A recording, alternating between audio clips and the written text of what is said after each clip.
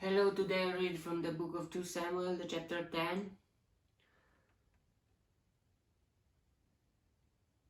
In chapter 9, it was about David and Mephibosheth, and David took care of Mephibosheth, son of Jonathan, and he showed his mercy and his love for Jonathan, that he died, through Mephibosheth. And now let's see what's happening in the chapter 10. In the course of time, the king of the Ammonites died, and his son Hanun succeeded him as king. David thought, I will show kindness to Hanun, son of Nahash, just as his father showed kindness to me.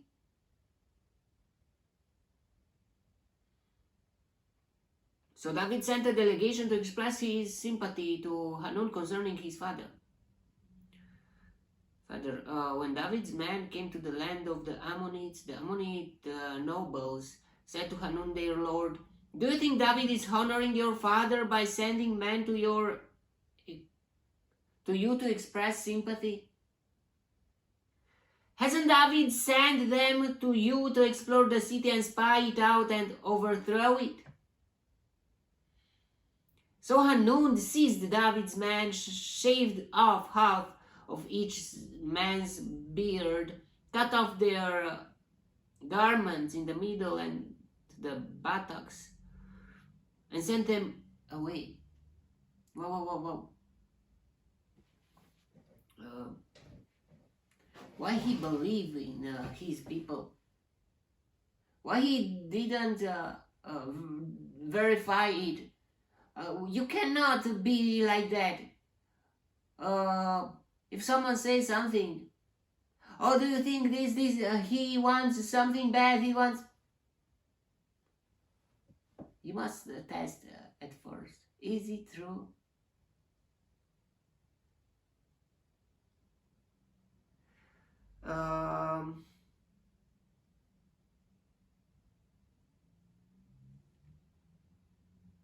You must act by others' thinking, but by not study the problem yourself. Just I trust in them and I don't care, and is it so he's my enemy. Okay, I show him. I show them.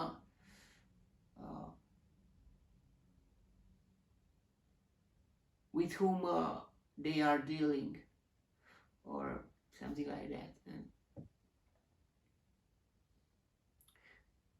you must never be like fall into that trap of the other advices. Yeah, you must analyze it. Maybe some advices are true, maybe some advices are not true, but you must verify yourself if it's for you to decide to take an action to that problem.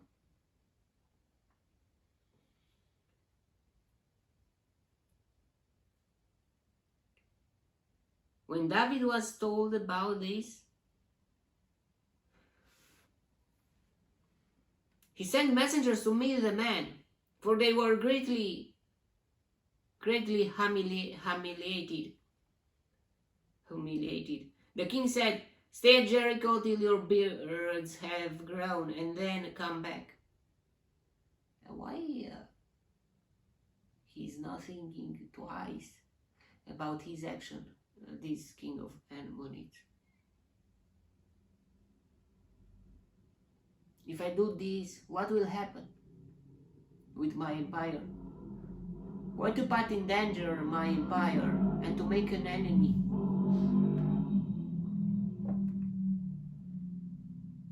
Even if David wanted to be friend with him, by the Ammonites from where the Canaanites should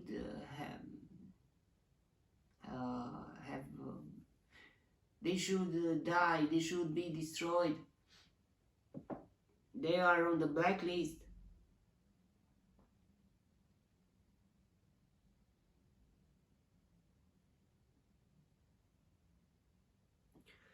When the Ammonites realized that they had become a stench in David's nostrils, they hired 20,000 Aramean foot soldiers.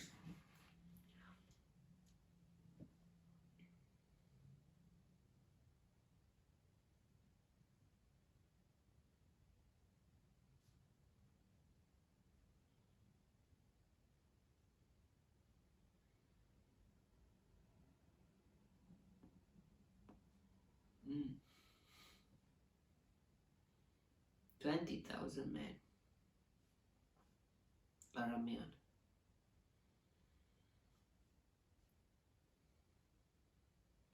From Bet Rehob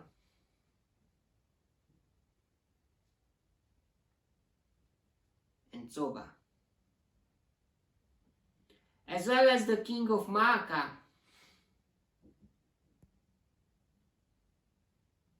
with 1,000 men.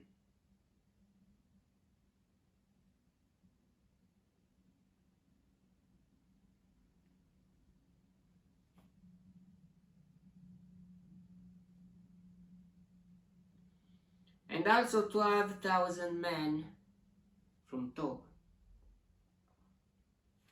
So 33,000 soldiers.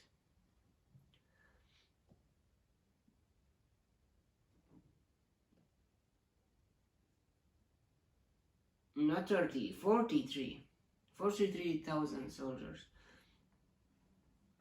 On hearing this, David sent Joab out with the entire army of fighting men. The Ammonites came out and drew up in battle formation at the entrance to their city gate.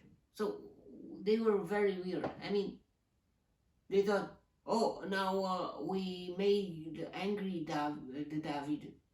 We made angry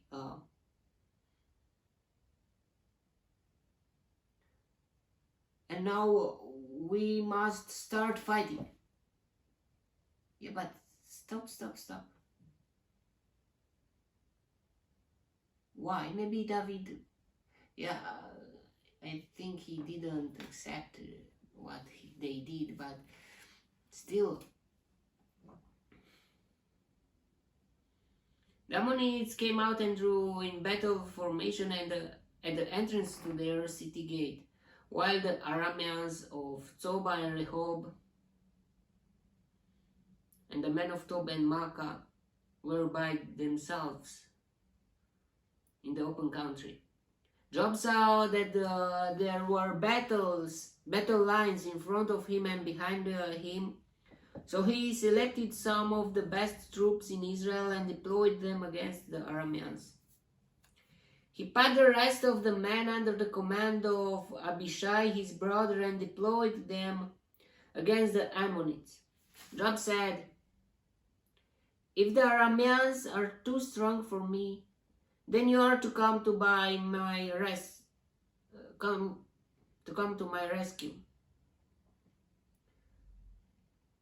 But if the Ammonites are too strong for you, then I will come to rescue you. Be strong, and let us fight bravely for our people and the cities of our God. The Lord will do what is good in His sight." Wow.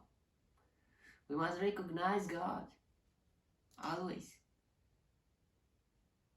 If there is a situation, we must put God in front of us and we must say, the Lord will do what is good in His sight. And we must pray for that. God, please do what is good in your sight. God, please don't leave me alone.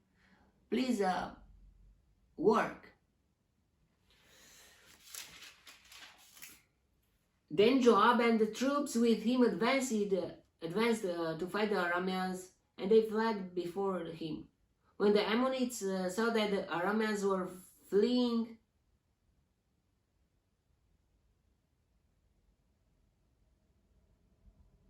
they fled before Abishai and went inside the city. So Joab returned from fighting the Ammonites and came to Jerusalem. After the Arameans saw that they had been routed by Israel, they regrouped. Hadadezer had Arameans brought from beyond the river. Commander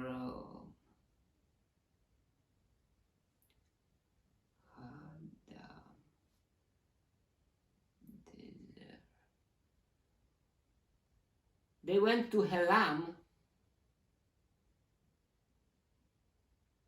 with Shobak, the commander of Hadadezer army. Hadadezer was, but it's not Hanun, it's Hadadezer, I don't know.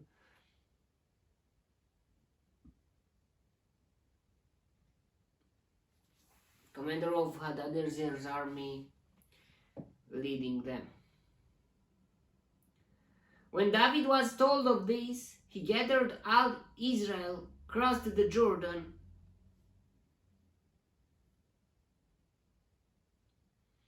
and went to Helam.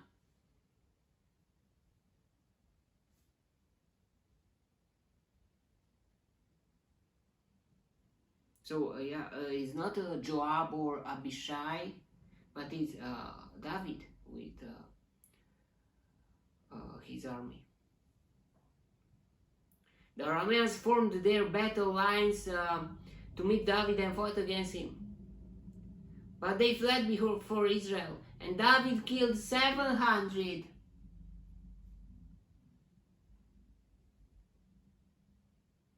of their charioteers and 40,000 of their foot soldiers. Oh, so they remained just 3,000. He also struck down Shobak, the commander of their army, and he died there. When all the kings who were vassals of Hadadezer saw that they had been defeated by Israel, they made peace with the Israelites and became subject to them. Wow, so much power. So the Arameans were afraid to help the Ammonites anymore.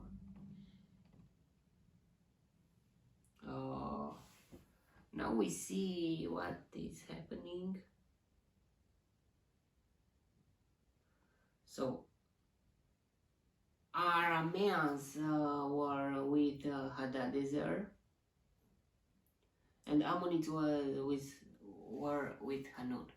So yeah.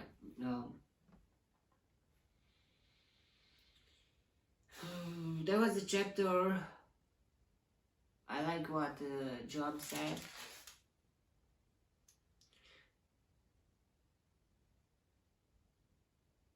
Be strong, and let us fight bravely for our people and the cities of our God. The Lord will do what is good in His sight.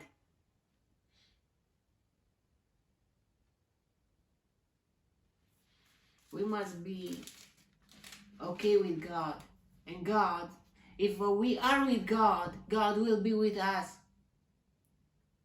And He will do what is good in His sight.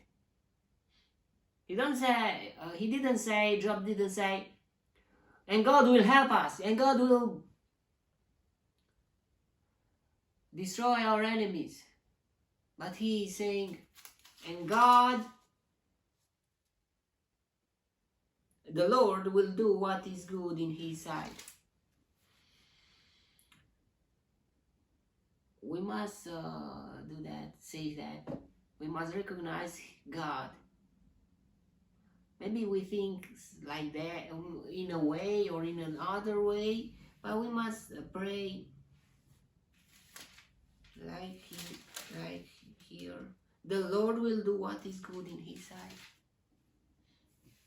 And if we really want something, we must say with all our faith, God, please help us. God, please do something. God, please. But like Jesus said, made, he was crying even with blood tears in his eyes. But at the last part he said,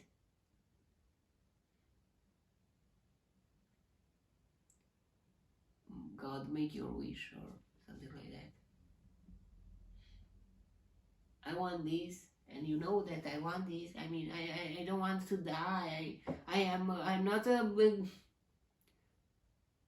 but if it must to do, I'm afraid, or I don't know.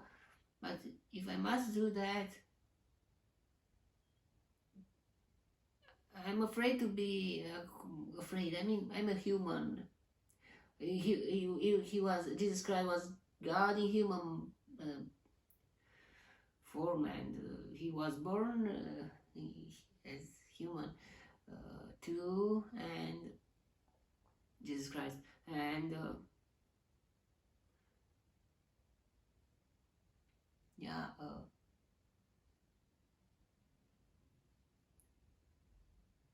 what would we do in front of crucifixion?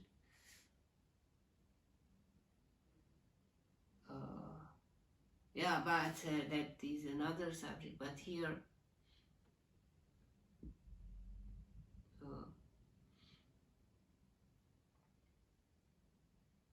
we must say, God, please do what is your best in your sight. What is good in your sight? God, I want this, and you know that I want this. I want that with all my heart, with all my... But please, do what is best. What is the best? God, I know that you showed me that, but I don't know why, but I must have faith. Okay, faith in you, God.